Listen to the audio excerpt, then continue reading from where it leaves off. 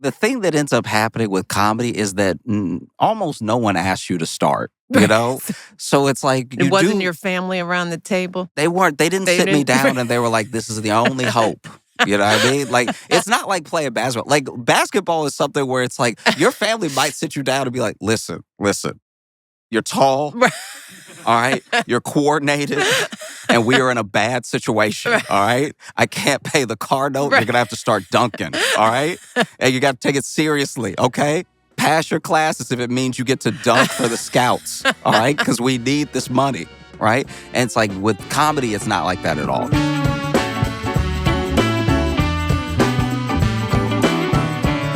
This episode is brought to you by Theraflu. Hey, Mr. Blazer. Hey, how are you? You like this blazer? Yeah. Is that new? Your blazer? This blazer has not been worn until today. So does that mean you've had it and you're just now wearing it? I've or had you just it. never, or is it a brand new It's purchase? brand new, but it's not like I bought it last week. Got it. I should say Kelly. Yeah, we know. We know you have nothing to do with how you dress. This is you know why I like this? Because it goes well with jeans. Yeah, no, it's a good sort of casual Friday look. Yeah. This shirt was a gift from one of Austin's teammates' mom. Oh, that's so nice. Who works for a clothes designer, and she put together this shirt for me. Oh, my goodness. And it has become one of my favorite shirts. I have worn this before, but not on the show. How long have you had your swag? I've had this shirt. I've only got one piece of swag. Okay. I've had this shirt since the summer, and I've been waiting to break it out. Okay. On an episode. So when are we getting IMO swag, team, on a broader note? We can't. It is unauthorized. Okay. Unauthorized swag. Let's authorize it because I like it. We should, yeah. I mean, why haven't, where's our marketing department? Why have we not yet, we should be giving guest swag. We could be wearing swag around. Hats, there should be hats. Sweatshirt, hoodies. Hats? And our hoodies. Well, we've got mugs. Well, you can't take a mug on the train. We could have water bottles. Okay. All right. Okay. Well, you've started something. I have. And maybe we'll get you one of these. It's looking sharp. Well, let us not delay because we've got a guest who is fitting us in between his comedy tour. He's on tour and stopped here to be with us at IMO. And had some travel. Well, we'll find out. It had some travel issues, and he's still here. He's still here on time. We're talking about Josh Johnson. Yes, Josh Johnson, who is he's blown up. He's just blown up, a young comedian who is a fixture in the Robinson household. One of the few viewing things that you let your teenagers watch. That I let my teenagers Y'all gotta watch loosen up. After hours. Wow, Josh, you made the Robinson watch list. That's a biggie. but to Malia Obama's credit, she said that it's really important for the boys to develop a sense of humor. Mm-hmm. So when there is good cultural comedic content on TV, we let them watch it. And this is past their bedtime, because they're still all right, school Josh, age. This is a big thumbs up to you. But well, Josh Johnson is an Emmy-nominated writer and stand-up comedian, actor, and NAACP award winner with over 8.7 million followers across his social media. We got to try to catch up. Man. And he's a kid. Nah, he's not a kid, but he's young. To us old people, he's a kid. Baby. Yeah. He's currently a rotating host and correspondent on The Daily Show, which the Robinsons watch religiously, where he was previously a writer for 7 years. As a stand-up comedian, Johnson headlines theaters, clubs, colleges, and festivals around the world, and you can catch him every Tuesday at 9 p.m. Eastern when he releases a new video on his YouTube channel. So without any further ado, let's welcome Josh Johnson, hot off the plane. Thanks for making time. Oh my goodness! Welcome. So, what was the trip? What was the dilemma? Tell us So about getting here. I first of all, I accidentally, because I was nervous, I said, "Great to have me," and I meant to say, "Thanks for having me." I'm already doing wonderful. Wow, really on fire here. So I was on my flight, and then I fell asleep because I thought it would be safe to. It was an early flight, and so yeah, we left at like 6 something, and then I wake up, and the flight attendant is saying how we have to divert. There's a lot of fog.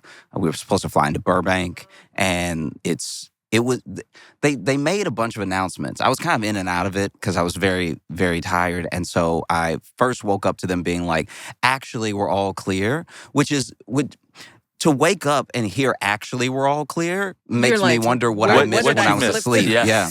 And so they're like, actually, we're all clear. Okay. We're going to be landing in Burbank. And then I was like, oh, I must be dreaming this because Burbank is the plan. And then I fall back asleep. And then they're like, actually, they're saying we misunderstood. There's no visibility, which is, I guess, the opposite of all clear. And then they were like, we're going to be diverting to Ontario. I fall asleep again. And they didn't make the distinction that Ontario wasn't Canada. So then See, that wasn't just me. yeah, I wake up and I'm actually waking up now and I'm like, is this and because it was Am I in Southwest and you can Canada? just sit wherever, there wasn't anyone in my row. So I didn't have anybody to talk to ask. man. And I didn't want to just yell, is this Canada? Right.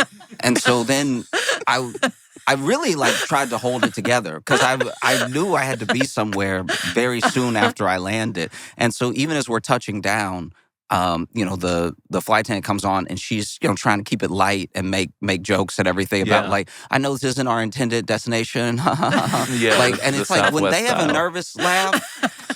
Do you know what I mean? Like, there are just some people who, we're all human, but there are some people that should never be nervous in front of you. At all. Like, ever. if you are off calm, you can freak out as much as you want. But, like, the fact that it was on for everyone, and she's like, it would be like if your doctor was squeamish, like drawing blood, and you're like, oh, if you. Yeah. And so then I'm sitting there, and then she's like, I know this isn't our intended destination, but we're going to try to help you out. and we're going to get somebody on the flight immediately to see if we're going to deplane. And in my head, I'm like, oh, can they not deplane? Like, then if you're we a hostage. land. Yeah. You know what I mean? Yeah, when they don't let you get off. That's crazy. That's ridiculous, right? I've never heard of that. I've never heard of them being like, we're not where we plan to be, but you also can't leave. Yeah. And so then they open the jet bridge and someone comes on and this person is like, I guess the representative gate agent in Ontario. And then she's like, you can deplane if you choose to. We don't know when we'll have visibility to get into Burbank, but this will be on you because it is weather. All right. It's just letting y'all know that now that it's weather. It's like, and it's you're like, going to pay for all of this? Only in America is someone like, I'm glad y'all are safe, but like money-wise, y'all aren't covered. And so then I get off the plane and I Uber basically over here, which takes like a little over an hour, some hour and change and everything. And then we made it, which is fine. But then when I made it, I was like having a little breakfast, and it was right when I was like having that breakfast that the plane did land. So I would have been getting here now if I had stayed on the plane. Okay. Okay. Because some people stayed. Yeah. There were some people were like, I can't afford to get off. I can't afford to get off, or just like I only need to be in. Right. Right. I have the day. Or you had a checked bag and your bag is held hostage. Because if you get off, they're not taking your bag off for you. That's not on them either. Yeah. That's I didn't even think about that. That has crazy. happened to me. Because you don't have a bag. It is also, I rarely check a bag. I try and never check a bag. You're of that generation. Yeah, you're just like, I'm just wearing everything. Well, I don't mind at all. I will normally look that broke. way. I don't mind going somewhere. Yeah, I'm normally that way, but because I have to come here now and do this and keep my wardrobe up with my sister, has a wardrobe. I have to check a bag now. Wow. It's a bummer. But I have some advice for you. What? It would help if you wore the same thing every day. See, Josh. And hey, why can't I do that? Not up in here. Well, you could, but I would talk about you like a dog. Yeah, right. okay, That would fair be enough. the beginning. It's like, oh, it's the gray hoodie again. I did not factor that in with my advice. Josh, in getting to know you through the research and preparing for this, because I only know you from TV, right? But I saw how prolific you are and how hard you work. My dad would say you're like a one-legged man in an ass-kicking contest. And I used to love that metaphor because you can picture a one-legged man actually just a lot of hops. Where does that come from in at such a young stage in your development?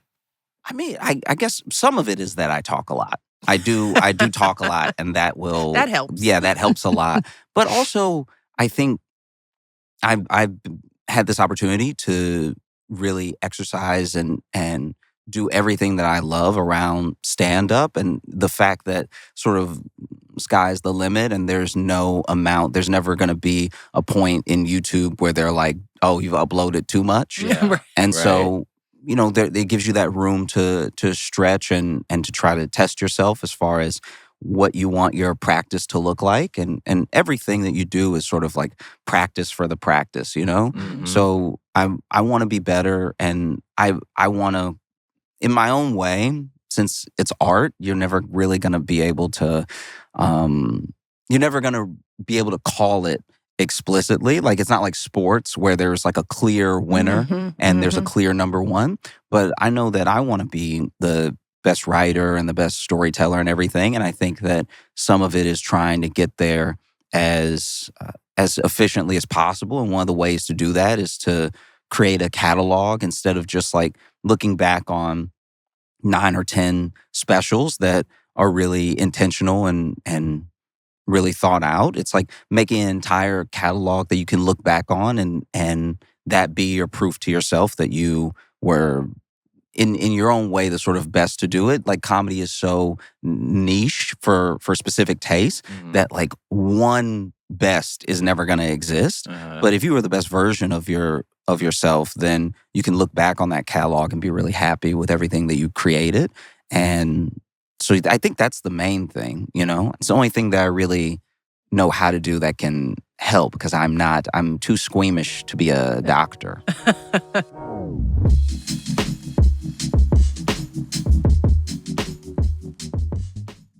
Thanks to our friends at Shipt for sponsoring this episode.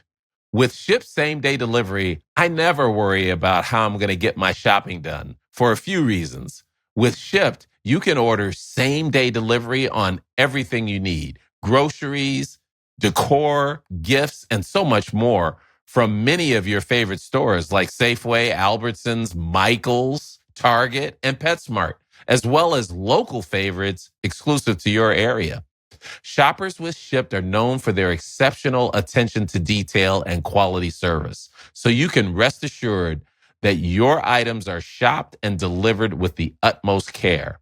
And with an annual Shipt membership, you can place as many Shipt orders as you want, pay $0 in delivery fees with orders over $35, unlock exclusive deals, and even request your favorite shoppers to shop for your future orders.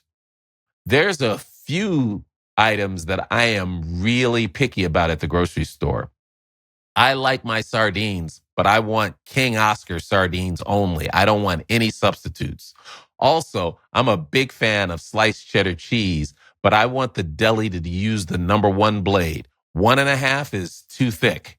In addition, I'm particular about my potato chips. So when I use Shipt to get my favorites, I know I'll get what I need. And since you can text one-on-one with your shopper, they can help you get exactly what you need, down to the brand, size, dietary restriction, even the preferred shade of your bananas. And that is extremely important in the Robinson household when we make our shakes. Download the app or order now at shipt.com. That's SHIPT.com. This episode of IMO is brought to you by Indeed. You know, I've been thinking a lot about careers lately, especially in a job market like this. One thing I've learned is that you really have to think outside the box when it comes to your path. Nothing about my own journey has been linear. I've made pivots, followed my curiosities, leaned into the strengths and skills I had at the time. And somehow, all of that kept opening doors I never would have pictured for myself. And honestly, being willing to evolve made my whole career feel more dynamic and rewarding. The roles I ended up loving weren't always the ones I initially imagined. They were the ones that aligned with who I was becoming. But let's be real. The process of finding those roles, it can feel like a second job. I remember stretches where searching, applying, waiting, it was exhausting. That's why I love what Indeed is doing with Career Scout. It's designed to make the whole process faster, easier, and a lot more intentional. Career Scout actually looks at your skills and interests and sources opportunities you might not have even realized were a fit. It's like having your own career coach working behind the scenes, helping tailor your resume, matching you to roles that align with your strengths, even supporting you with interview prep. It takes something that can feel overwhelming and makes it manageable. And honestly, if I had Career Scout earlier in my career, it would have saved me so much time and helped me tap into my strengths more quickly. It's a game changer when you're ready for that next step. Indeed's mission is to empower people to use their skills to find better work, and Career Scout is their latest innovation to help you do that. The future of job searching is here, and it's called Indeed Career Scout. Try it today in the Indeed app.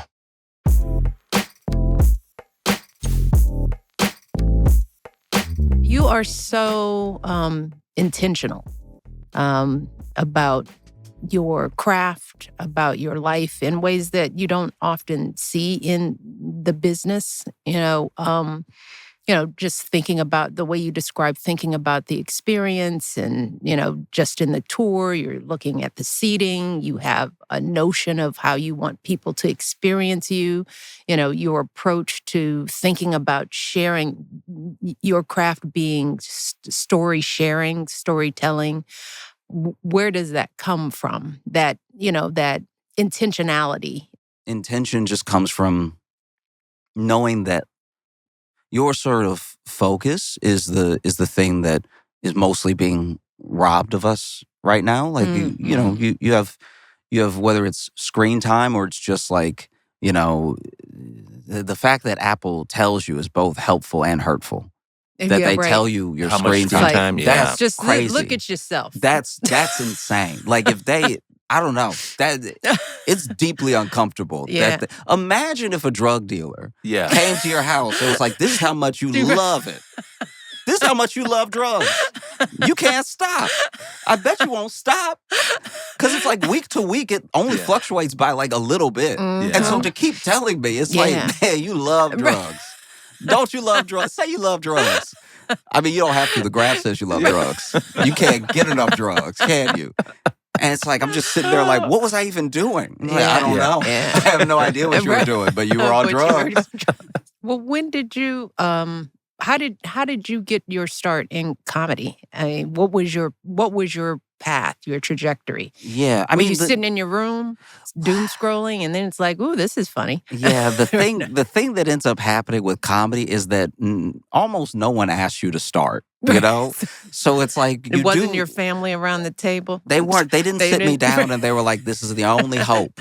You know what I mean? Like, it's not like playing basketball. Like, basketball is something where it's like your family might sit you down and be like, listen, you're tall, all right? You're coordinated, and we are in a bad situation, all right? I can't pay the car note. You're going to have to start dunking, all right? And you got to take it seriously, okay? Pass your classes if it means you get to dunk for the scouts, all right? Because we need this money, right? And it's like with comedy, it's not like that at all. In fact, for me, I think the start was just I always enjoyed comedy. I always really loved comedy, and I wanted to do it, but I didn't really realize it could be a job. It was just something that I watched people, and I was like, "That's so funny." And I would tell my mom like jokes or stories that How I old saw were on you TV. when this was when you remember doing Since this? you can remember, Yeah, were I you mean, that kid? I had to be like 8 when I was That's watching fantastic. little Yeah. like little clips and stuff like that, and it Mhm. was it was back when a TV special was a huge deal, Yeah. right? So then like Mhm. the only time you could watch it, there was no like on demand for it, and so I would just be watching something on Comedy Central. Sometimes I'd watch it with my mom and everything, and so I've always had that deep love for it. And then I moved to Chicago from Louisiana after college to start Mhm. doing comedy, and so I was doing open mics at night, and then I was working during the day, and sometimes I would like work so early in the morning that the mic was like, I'm not gonna sleep. Like I'm gonna have to go to the mic, then get up. Then get up and do your life. Yeah, Mhm. and then got to a better situation, got like a different job, and got the most ideal schedule you could ask for as like a working comic. I got a shift that was from 10 a.m. to 6 p.m. And from there, I started getting passed at more clubs because it was a lot like a dam breaking. Like anything that you do, especially with like artistic pursuits, there is a sort of snowball effect. And then someone takes a chance on you, it makes someone else more likely to take a chance on you and everything. And so that interest sort of begets more interest and stuff. And so I got past it pretty much all the clubs in Chicago. And that's when I decided to move to New York because I sort of hit a ceiling and everything.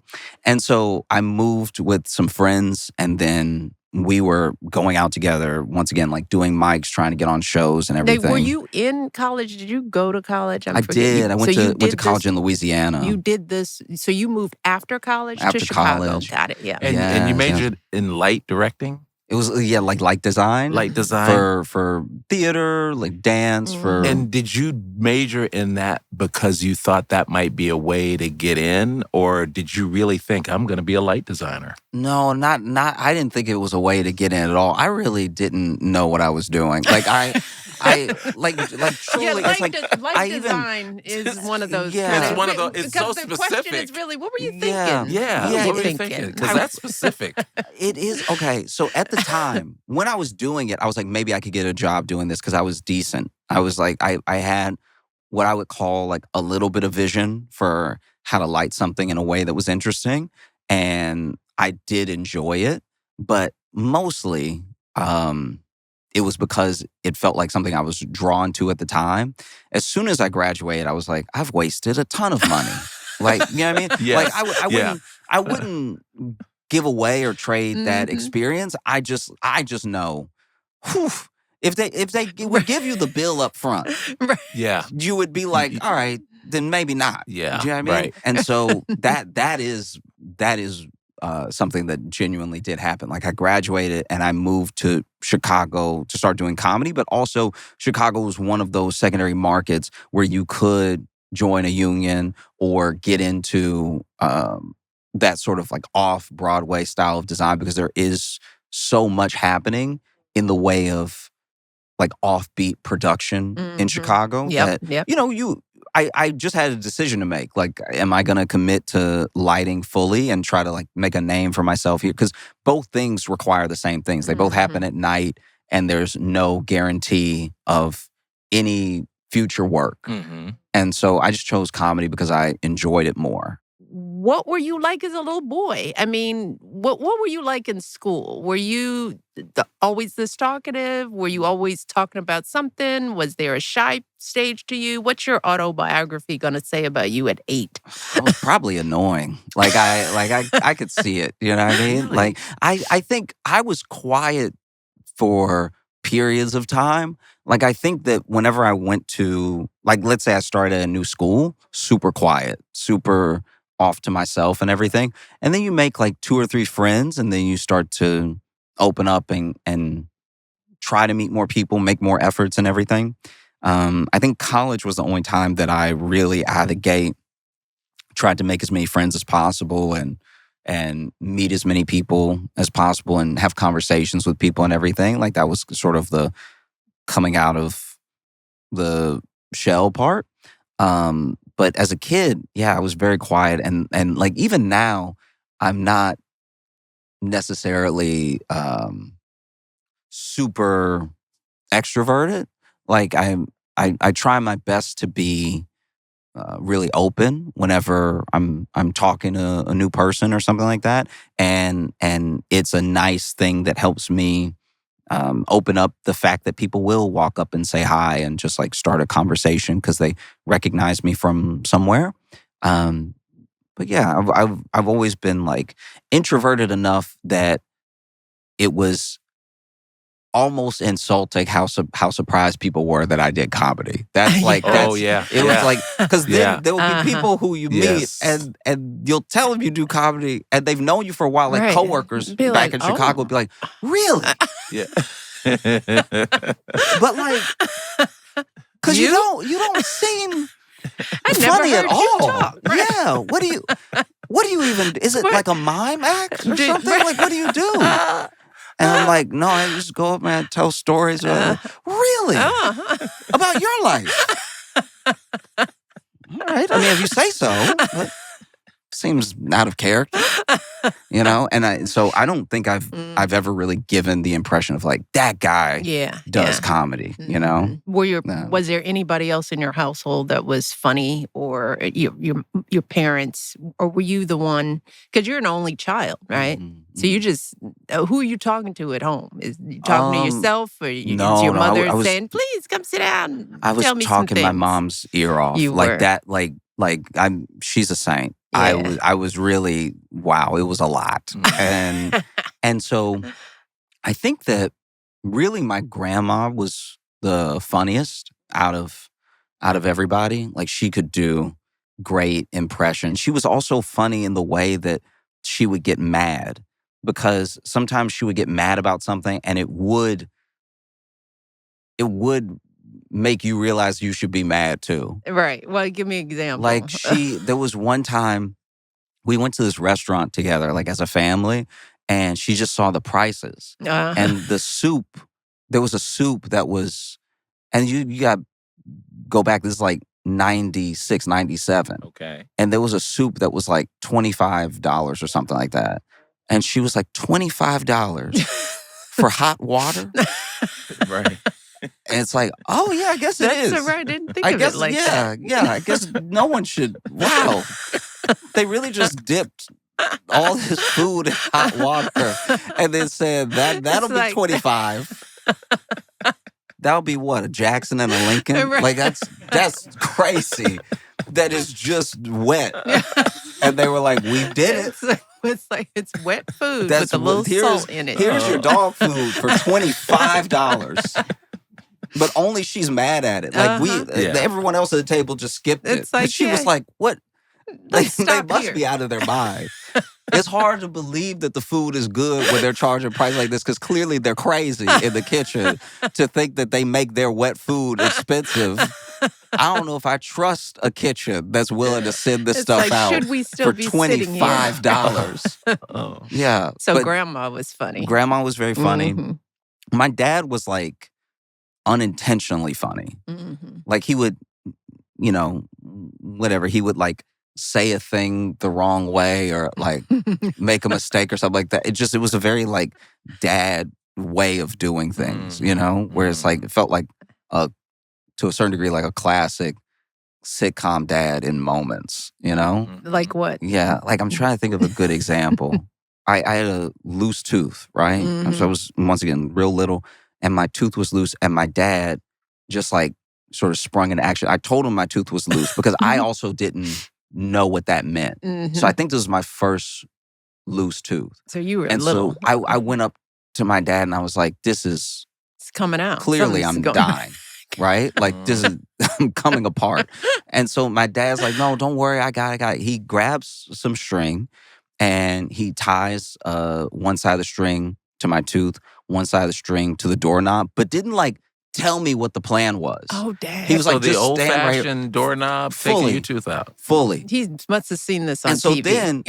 then he slammed the door, Mhm. but he put too much string in my mouth. So he didn't measure anything. So we both just watched the door Door slam. slam. There was too much slam. And it wasn't until the door slammed I was like, what did you just try to do to me? and like put it together in the second the door slammed, I was like, we're yanking this out of my head. so it would be stuff like that where I'm like, that's just regular dad stuff. 100%. You just saw the complete humor in it. Yeah, right? yeah. It's just like, my dad's kind of crazy. But you couldn't even eyeball it. You could like we all, even if you don't know what 4 feet looks like or 2 feet, it's like we know distance. Yeah. The fact that there was so much slack when you tied it to the doorknob means it wasn't going to pull anything. He had good intentions, though. Yeah, 100%. But also, wow. That was like the first time I was like, oh, this is like a dude. Well, this is like a guy. Starting to learn my parents. My parents are flawed. Yeah. My dad's flawed. He's loving, can do so many things, but Sure. But also can't measure anything. That blew my mind. I was like, I can't tell you how much it changed my view. Because because with your parents, especially when you're little, there is like both an invincibility and like an omniscience that you just bestow on them because they're the first person you ask questions. That's right. And they usually know. And you went to him for help with the tooth. Because your questions are usually dumb. So then it's easy to answer the question. They have it all. They know so much. And then they finally don't know. And you're like, well, uh-oh.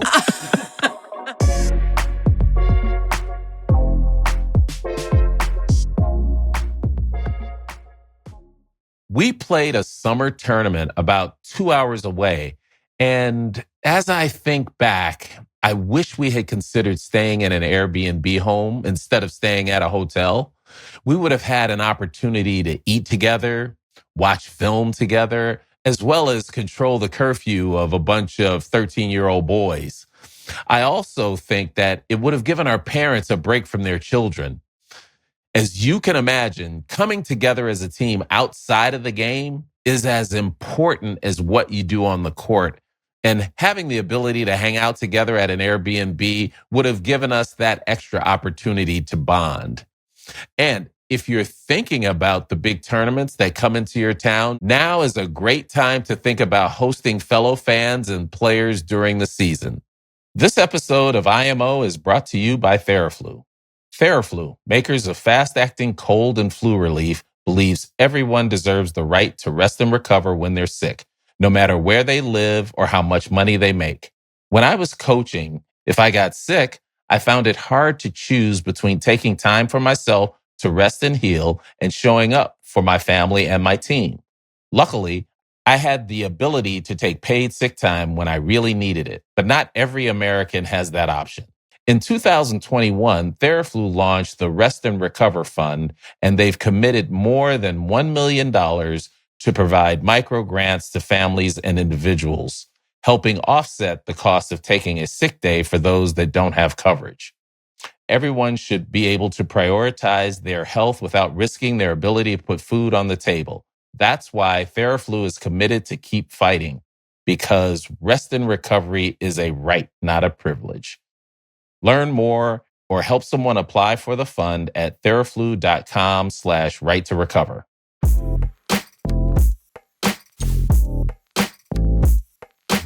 When do you get your break?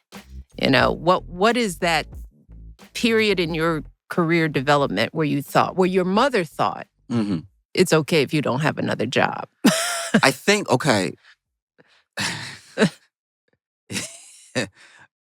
All in all, I don't know how long ago it really was. It was last week. because basically, even when I got hired at Tonight Show, because entertainment jobs, for the most part, to your family, either seem like the most money in the world or nothing, or they just don't know. Like I have friends who are really successful in writing, and their parents are still like, well, we wish you would have been a doctor, sort of thing, right?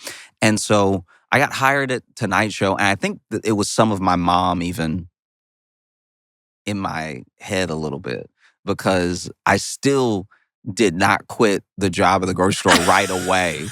I was like, I might be able to do one day on the weekend, just in case, because you never know. Yeah, what if I get in the building and then so Jimmy's like, actually, your apron off and fold it up and turn it in. You might not. You don't want to give the back. speech early.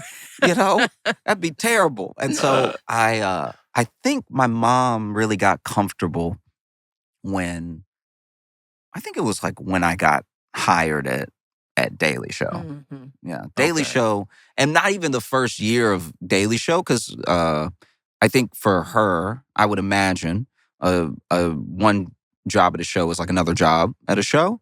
But I think once I had been there a little while and she saw that it was really stable and steady and that I was doing other things on top of it and I was taking care of myself and everything, then that's when she was like, oh, okay. Like, I think she was always, she was definitely always supportive. It was more just that mom thing of like, I want you to be all right. And I don't want you to do anything rash or like dumb or put all your eggs in one basket or something like that. But yeah, I think it was really a couple years into Daily Show. Yeah. What was your takeaway from Daily, that whole process? Was that new to you, being on a team? What was it? It was mostly just different. I had been on a show now before, but it's such a collaborative process and it's such a great group of people. Like they took me in really, really open and really helpful as I was trying to learn how best to craft things for the show. And so I think that was the biggest change because when I was at Tonight Show, I was on monologue. And so you're just writing jokes all day, pitching jokes all day and everything. And at Daily Show, it became much more collaborative and you were part of a team effort that was all coming together to make two really great acts of television. And I was learning more about how to think about television and how to think about what I see in my head that I need to put on the paper to communicate with the person that I won't be in the room with later to make sure that this thing comes together and have more of a holistic mindset for how a show is made rather than just pitching my one joke and then it being like life or death if it gets on or not. Like you see how you fit into a piece of the puzzle there. And the people that are there, like, the people who have always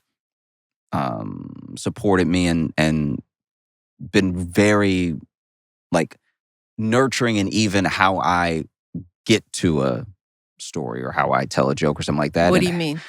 So I think that there are sometimes when you have a political story, especially a story that no one knows anything about, right? So we're going to talk about today what's happening in the Congo. And then as an American audience, you're not necessarily up on what's happening in the Congo. That's so we have to tell you everything that's happening as quickly as possible and then bring you up to speed so that we can get to the thing that happened that might be funny or is really important or interesting, right? And so I think that there's a way that I try to approach a story, angle by angle, that I think, at least when I look back at it, they were very, once again, nurturing in helping me craft that to be something for the show. So it wasn't just along the side. It was like how we were going to tell some of the story, like a piece of the story. And so that really opened my mind towards, even in my own stand-up, how to talk about something that people had no frame of reference for and how to make a take and an approach more universal. And so I think that was like integral towards everything that I've been doing. I just like the way you think because it is true. It's like you're trying to do a lot in a monologue and then in that little piece of a joke, you've got to set the stage. To even think about that as a craft. We we just think you're just funny. But I appreciate it. I think you're really funny, but I also, to your point, think you're educating people along the way. And it is, I just think about my kids. They learn something from your comedy. And people can learn from your comedy. Does that come from having parents who are educators, or is that intentional, or are you just, this is funny to me, I got to tell this story? I think it's a little bit of both. I think that to me, I look at the way, like I said before, the way my grandma would tell a story and how it was very important to her that you knew exactly how the cashier sounded when she said this to her. And then it was also very important. Like there were aspects of the story that were important to her that if you were just telling it straight up, you would leave out because it wasn't the most direct way there. And then also, my mom was a special ed teacher for years, and then she became a librarian. And so, she would pick me up and after school, and then take me to the library with her a lot of days, and that's how I got like such a love and interest for things that are like really obscure, because you're just in the library in general, and unless somebody checks out the book you were reading yesterday that you decide not to check out, you have that, but you also have all these options, right? And then my dad was this like a paraprofessional that worked with kids with special needs and everything in the classroom and stuff. And so I think all those things coming together gave me, like, I would say, like a love and interest for people, but also an approach to like storytelling and hopefully thinking that was unique from my experiences and everything. And so I think the people learning something along the way is sometimes incidental from how best I feel like I should cover the thing so that you understand how funny this thing is, if that makes sense.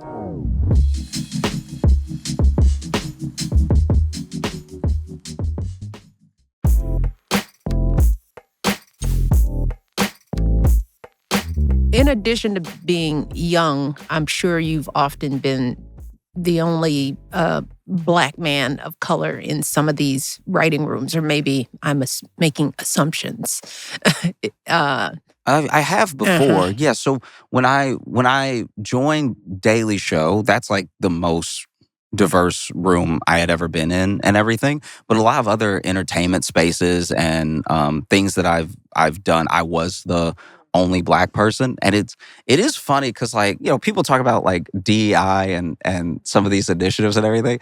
And the thing that's always funny to me about the outrage is that y'all already have the number. So there's 100 positions, and we said there's going to be like 8 to 10 that are, not white or not like a male, whatever, right? Then now you have people attacking in all these forms, DEI and the 8 people, right? And they're attacking the 8 people for something that they think that if those 8 people weren't in the way, they would get in. Yes. But the people at the top are like, well, you were never going to get in either. It's like, and so they keep you focused on these 8 slots, whether you are on the outside or whether you feel like you should be inside. There's these 8 slots. Never mind that guy, right? The guy that said, all right, no more, as a white guy, no more white guys. His son gets in. Yes. His son gets in very easily. Yes. There and it's not one of the 8. You know what I mean? And so I'm not saying there's enough nepotism to fill 92 slots. I'm just saying that there's a lot of unjust, unfair ends that people have that don't get questioned because we all get kept fighting over these 8 slots, slots, because the belief is that, by some people, the belief is that if it wasn't for these 8 people, I would have got in. Yes, that's which is also a little insane, because there were people before they ever had 8 slots, right? When it was just like 100 white slots. There was like the 101st white guy who couldn't get in. So it's like, you might not be able to beat other white people. Yeah. You probably, they probably won't let you, because they will keep changing the rules to keep being at the top. Yeah, and so my first realization of that came when I went to Princeton, right? Because I got, applied, but my counselor said, I don't know if you're Princeton material. Even though my brother was there, even though I was a top student, it was like, so it set up this notion that this place is something really special, right? And so I got in and I go, and I'm thinking, you go in with the insecurity that I only got here because I was one of the 8.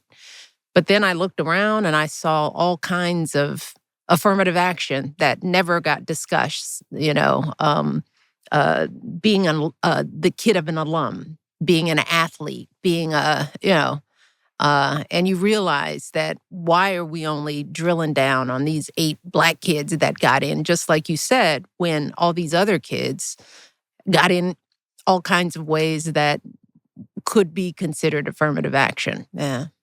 Josh, you alluded to this a little bit when we were talking about YouTube in the beginning, but on your tour, you're about fostering community. Can you talk about that and what that means and how you do it? Oh, yeah. I mean, I look at it as there are a couple ways, depending on the country you're in. Probably depends on your approach to it. I think in the U.S. we have made a deep mistake in thinking that all the things that you're supposed to get from community can be optimized and sold to you in a form that's somehow better than just the natural way. Mm-hmm. So you look at people in other countries that live in villages that don't have that much in ways of means, and they still seem to have everything that a person could need to get by. And not everything as in they aren't without struggle or that they don't need help or aid or anything, but just in the bluntest of terms. I'm not trying to be glib here, but like they didn't just all die. Yeah. How did that happen if they don't have the same resources, or if their yearly salary amounts to $200 a year to us, or maybe even lower, right? And that thing happened because rather than outsourcing every action that would come from a family or a community, they just do it for each other, right?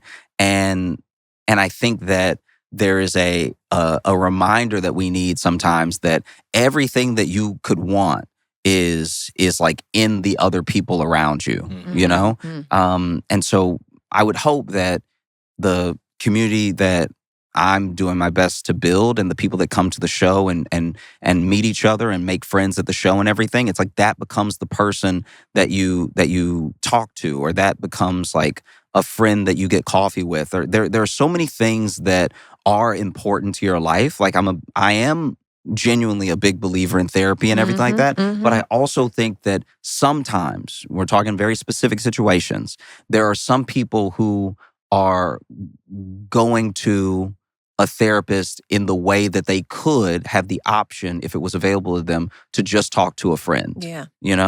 And so, not saying that there aren't times and places where therapy is deeply important, but for the most part, there are people that you talk to about certain things. There's things you go to your mom with, or your dad with, or your therapist with, or a friend with. And I think a lot of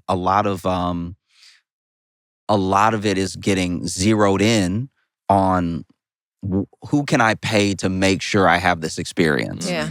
But I then think also the levels of access that you think you have versus what you actually have. And so I look at a lot of community that hasn't been fostered yet the way that I look at that kid who's like tall and could dunk, but no one's told him to dunk yet. Yeah. They're like, you're almost there. Yeah. You're almost at the Just rim. reach up high. Just a little jump. Just a small jump, And so what we do is we in every city, we do our best to partner with a local outreach in that city. So then that way the people coming to the show can see something that's already happening, because it is difficult to set up that sort of mutual aid and general community around fixing a problem all by yourself. Yeah. And that's what a lot of people think is happening. But there are pantries, there are shelters, there are all these different places that are all around you that you may just not know about because they don't have the best social media presence, or they aren't being hyped up enough by people who aren't directly involved in the organization. And it might be a small team that can only do so much, and they're trying to do the work. And so we partner with these groups.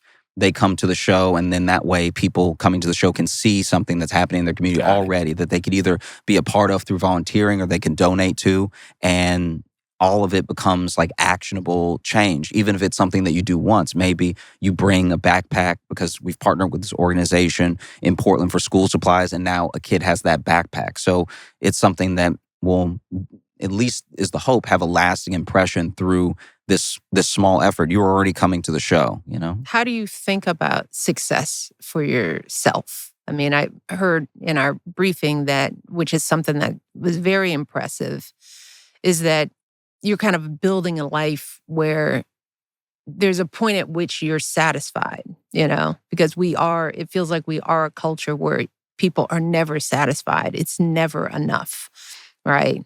More is more is better.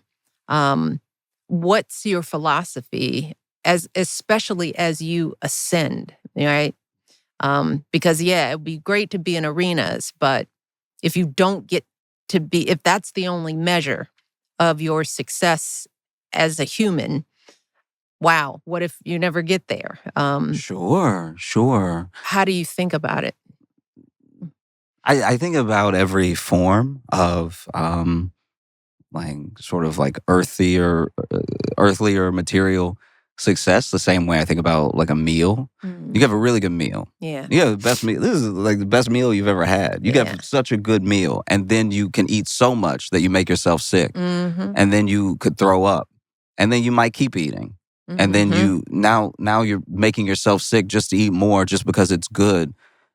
I think that knowing when you're full is like a function of the body. It's a function of life. And so knowing that the things that I wanted to have happen since I started doing comedy are happening now. I'm able to take care of myself, my mom, my aunt, my girlfriend, and my friends. Like I'm able to build creatively with people that inspire me and that I want to see do really well. And I think that in all of its forms, I think career trajectories are a lot like parabolas. And so to assume that there's just going to be an upward slope for the rest of your life isn't just unrealistic. It breeds a sort of like dissatisfaction and unhappiness over time. And so I think that knowing that if these are all of my sort of like pillars and they're all being upheld all the time, then that is success. There are things that I want to do as far as like sustainable systems that I'm a long ways away from being able to achieve. I would need more money and I would need the right partnerships and I would need... Do you mean environmentally when you say sustainable systems? Environmentally and just community-wise. Like I think that it is great, and one thing I'm learning is once again like the practice is practice for the practice, And so one of the things that we're doing with Flowers, where we partner with these organizations, it is an in and out thing. We get to be with them for a day and hopefully help boost them as much as possible, bring as much awareness as possible. But I would like to be able to identify and build systems to where long after I'm gone, this thing that I left behind is still going. Maybe it is creating a farm that directs all of its crops or most of its crops right to a pantry, and then having maybe that pantry sell one item, and then that one item is the money that goes back to the farm for the next crop. Just things that start to close the loop. Yeah. Real success is real systems. And so I in that way, I feel like I'm just getting started, and I really hope, God willing, that I build up enough to be able to see through to some of those things and closing some of those loops, because it takes like this, what feels like an insurmountable effort by so many people. And so I just want to keep getting bigger and building better from there. Josh, this is a perfect time to shift to our listener question because it has something to do with this. But before we do that, I'd love to hear about, I've heard that you've got a couple of new hobbies, one of which I would love to get into, but I can never fit into these go-karts. Really? Okay. The go-karting that you're doing when you're on tour. Yeah. My kids can fit in. My wife can fit in. But I mean, I got the legs of a 7-footer, so I never can get into them. So please let me live vicariously through your new hobby. Yeah, what a wild problem to have. Do you know how many people wish they were tall? That's wild to be like, I don't have a little body like you. And so I've never been able. I'm with you. I know it was unintentional, but when people with height ask you little questions, it's a lot like people being like, oh, I got all this money, I can't close my wallet. You ever have that problem? You ever can't close your wallet? It's just tough because I got so much cash in there, so many cards. I got the metal cards too. So, heavy. What a shame! What a shame! I set my own self up for that. No, it's fine. It's basically, I like go-karting because I'm not a good driver. It's how I've practiced driving. I still haven't practiced enough to get in a real car, but I love it. Do you think the go-karting is close to real driving? You think it's getting you ready? Not at all. Not at all. Like not, ooh, that would be terrible to get on the road with that sort of belief. Yeah. And then tell people, it's like, I did K1 racing in Miami, so I'm ready. I'm absolutely ready. And they're like, well, this is a vehicle that could kill someone. So I don't think you are ready. Oh, you know? man. Yeah. So I've been doing go-karts with everybody when we get the opportunity. And then the rest of the time, I've been trying to get better at Rubik's Cubes. Yeah. Why'd you pick Rubik's Cubes? You're just like, I'm going to master this. Master is a strong word. So I'm actually very slow. So I can solve it, but I'm not like a speed cuber. You know, the people who can do it in like, yeah. And those are also children. Yeah. So I give myself that's my some slack. 13-year-old, yeah. Yeah, I give okay, I brought a cube with me, so your son's gonna judge me because I'm gonna be so slow. But basically, I look at it as I hadn't learned something in a long time, and this felt like something that there was an infinite amount to learn about.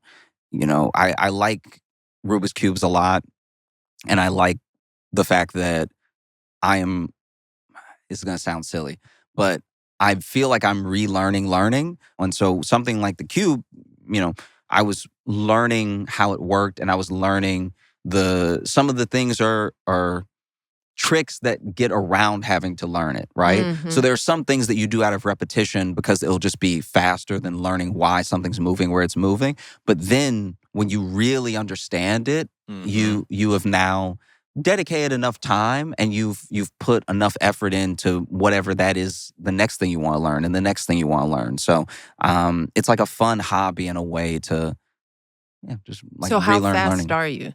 I'm terrible. Well, I'm terrible. I am slow, which means I will never solve it. But yeah, I think so. To me, that's slow. I don't even want to tell you my fastest time. A session, like I could solve it now. Yeah, I could solve it. Solve it now. Yes, I could solve it now. So I consider that really fast. Well, this is what I'll do actually. So I won't even try to be fast. I'm going to tell you why I love the cube while I try to solve the cube. Yeah, and then that way, would you like to scramble it? Okay. Okay. Here, you scramble it. All right. And so scramble it as much as you want. No matter how much you scramble it, I'll be the same amount of slow. Okay. So don't feel any pressure. I feel so much pressure. To set me up scrambling well. Okay. There you All go. right. So one of the things that I really love about Rubik's Cubes is all of the combinations. There's a lot of chaos whenever you look at a cube, there's a lot that goes into the colors and the sides. I was reading about it because I've been interested for a long time, and I had never really tried to solve it before. And so when I started, I was just reading about all the different combinations, and apparently there are all across the cube 43 quintillion combinations that the cube can be in. Right, that is more. In seconds, that's more time than we have in a lifetime. Like if we all started counting, everyone in this room, we started counting together over the course of our entire lives, we wouldn't hit that number. As best as I understand it. Yeah. You know what I mean? Yeah. Maybe if you got some extra years, you'd be fine. But I didn't even know quintillion was a number. I know. So I missed that on the in the math class. I stopped school too soon.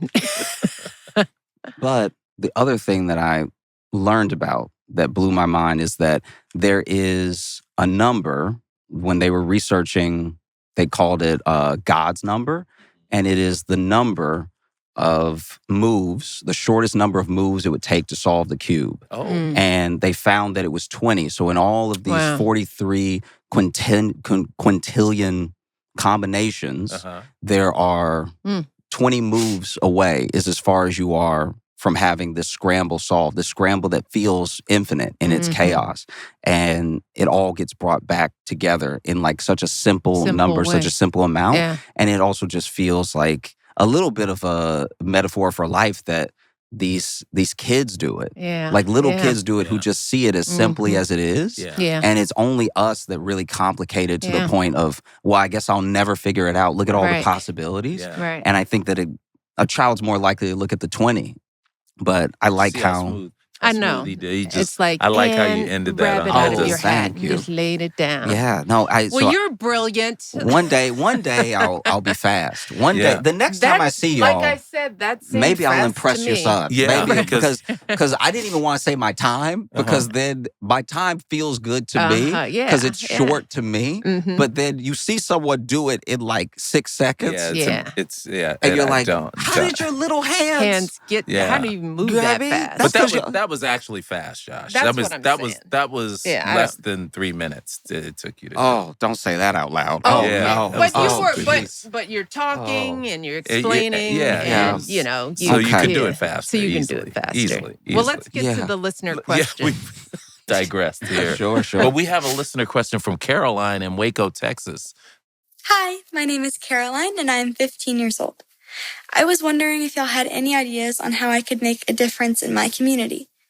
Places I've tried to volunteer at won't take people my age, and I keep getting turned away from different organizations because a parent has to go with me. My parents work and are not able to volunteer with me for hours on end, even though they would like to. I have a desire to help my community, but I'm running out of ideas. Do y'all have any? Thank you so much. Love your podcast. See, this sounds right up your alley. You travel in the country. Sure. I mean, I think that one of the things that can happen whenever there isn't a position already created, there isn't a position already in place for someone, especially because of how young you are, you need a parent with you or something like that. The next thing to do is sort of create that position for yourself. There are ways of creating a position out of a need that still doesn't fall into the place of like, I need my parents to take me and I have to be there. And that is something that the online world has given us, of being someone who even just maybe they do the outreach portion of answering questions. Maybe they have a sit down with somebody who is an organization leader, and then that person may just not have the time to answer everybody's questions. And so maybe they take over the email list and they email out, hey, we're doing this event on this day. There are lots of ways like that. I think that the thing that you learn, at least from my experiences in entertainment, is that when there is not a place for you, you have to create one for yourself. And so it will be a lot of trial and error, but the efforts that you put forward now, especially starting so young, become the things that you know will or won't work in your future efforts. And so I think that making that thing for yourself is perfect practice for filling the gaps and solving the problems that the adults haven't figured out yet, you know? Because an adult, like you would think, I mean, I'm not coming down on any of these organizations, but you would hope that every organization, no matter who you are or how old you are, like has something of like, you can do this. And the fact that they haven't done that means that they are either running ragged to the point of just being too busy to think about that sort of thing, or they haven't grown enough yet to have a position for everybody that wants to get involved. And so that is also part of what it means to bring about a new position and fulfill it yourself. That will, it just helps them exponentially because it's something they weren't thinking of. And where did our listener, what was her name? Waco. Caroline from Waco. She's in Waco, Texas. And some of that is, smaller communities, fewer opportunities. That could be a challenge because she's 15, living in a relatively small city, but not a tiny city. So I would want to make sure that she is checking some boxes that aren't obvious. I mean, nowadays, most public schools high schools have community service requirements, opportunities. I'd want to make sure that she actually has checked in her surroundings, Have you really gone to school and talked to your teachers, your principals? Because maybe she's a freshman, maybe it's her first year. If she's 15, maybe she's in 15, she should be in high school, right? I would be surprised that there weren't some opportunities for high school students. I mean, community service is almost like a requirement these days of getting into college. I mean, that's sort of the other box you're checking off that's assuming that you're going to college. But as a result, a lot of high schools are creating community service opportunities. So I would want her to make sure that she's not overlooking places to go right in her orbit, her high school, local churches, things like that are already organized. Right. So the other thing I would say is, I wouldn't want a 15-year-old to get discouraged at this age about how deeply they can help. Because sometimes that makes it feel overwhelming and you feel defeated about it. I would just give words of encouragement of, there's so many ways to serve that are not organizationally driven, that matter. All right, Caroline. She's got some good options here. First, we've got from Josh, create your own position to fill a gap. I like that. Right? If you can, that's a good one. And then we've got check in with your school, check in with your churches, check in with social organizations that are right there that are set up to have kids be volunteers. But most of all, don't get discouraged. I think that's the biggest thing that both of you are saying is that just keep trying. Well, hopefully that's a good start for Caroline, little Miss 15-year-old. Josh, it's great to have you here. I mean, thank you. Thanks for having me. Yeah, your brain is an amazing. It's an amazing thing that you've got in your head. Thank you. I appreciate you. It's so nice to meet y'all, like in person as well. But before we go, I wanted to just know. Just some hot takes, your takes on some things that are happening in the world. I mean, what's got you, feeling away? And look, I'm watching the news just like you. I'm living it. I'm just curious to know what's brewing in there as you look at the world. There's Diddy out there these days. We talked about DEI. We talked about. Yeah. We've got a president that, is... Yeah, I'll leave it at that.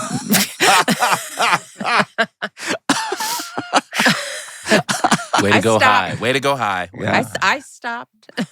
Okay. There are a lot of things swirling around. One, I don't think that the Diddy doc is over. I think there's going to be more episodes. Do you think 50 is working on them, or are these going to come from other producers? I think 50 is quietly plotted. I think if you see the success of this one and you're 50, you know that another one would go off. Yeah, because that all we really did was cover some stuff that hasn't been as talked about. There's plenty of the other stuff that we knew about, and they didn't get everybody. So that there's plenty of people who spoke on Diddy in the past that weren't in the documentary. So there's still more subject. That was a crazy... I mean, I've talked about this already, but it's wild. The documentary was so thorough, they didn't even really need reenactments. They did not. Do you know what I mean? Normally, we weren't there for Civil War. So in Civil War, they got the reenactment, they're like, you got me, right? Yeah. But then this one, they were like, no, I was there, he did to me. Yeah. Like, that's insane. That is terrifying. So I do think there will be more episodes coming. I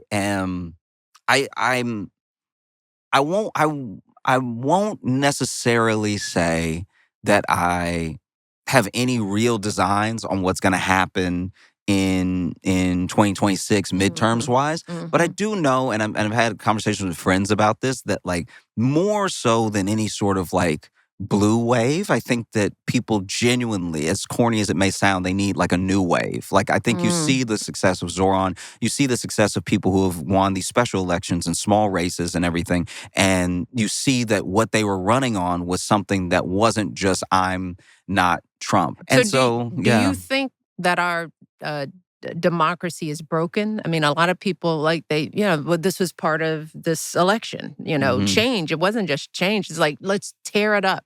Government is so broken that we should just tear it all to the ground and start from scratch.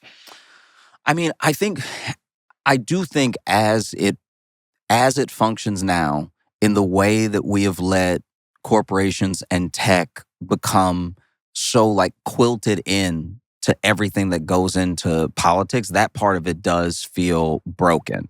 I think that there were a lot of laws, there were a lot of things in place for a reason, and I think reducing those regulations and lowering those barriers and making it so much,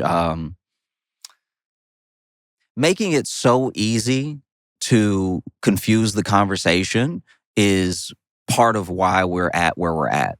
Even when you watch the news, like even when you go to another country and watch the news, they just say what happened. They don't really have personalities like we do. They're like, all right, the bus hit another bus, and two buses have been hit. and then they're done talking. And then they might cut to commercial. They go to another story, something like that. It's only here where you have the person looking at the camera telling you how to feel about the buses and telling you like what it means for one bus to crash into another bus and telling you why that is the failing of democracy, that these two buses can crash into each other. And so you're like, at a certain point, you're like, what does this even have to do with? And so I think that there are aspects of how we function as government and how our democracy works that are broken, which have led to the disillusionment of the people. But I don't think that it's anything that we can't come back from. I think that there just need to be more, this is like probably not the most charitable way to put it, but there just need to be more spines all around. I think that there's a lot of like Dems consistently fail to capitalize on some of the just pure L's that Republicans take. And that's what I mean about like a new wave. I think that at a certain point, you need to either make room for or start nurturing the people who actually see the vision in a different way. Like these institutions are, they are fragile and they exist in so much as we are willing to protect them. And so if the people that are supposed to be standing guard aren't willing to do that, then it's a lot like speeding. It's like, you're not supposed to do it, but I guess if you don't get caught, it's fine, Well, the beauty of who you are and how you're showing up in the world is that you're doing comedy with spine and with information. And we're at a stage in life where, you kind of have to fool people into eating their vegetables. Sure. I mean, and you're doing that at so many different levels. Finding a way to tell the story in a way where you're teaching and making people laugh at the same time, but also making points that get a whole generation and a whole sort of constituency of people thinking about issues that they can just put away too easily. And for that, we're just, excited about the comic, the entertainer that you're becoming. Thank you. Because now's the time that we need people talking with a great spine about these issues, and you're making it happen. Oh, well, thank you. That means a lot to me. Yeah. Thank you so much. Thank you for watching, because you post stuff up, and then you're like, you watch? Yeah. That's wild. Like I think that it's been a real blessing of even the tour is getting to meet the people who watch and see what those things mean to them and everything. So I can't thank everyone and God enough for everything that is happening. And I just feel incredibly blessed, and I'm having so much fun, and I hope everybody else is having fun along the way too. Well, We are. I think that's the case. So we want to congratulate you, wish you the best of luck on the rest of your tour and whatever is coming next, which is going to be a lot after this. You. So Yeah, thank you, appreciate Josh y'all. Johnson. All right, Josh. Thanks, man.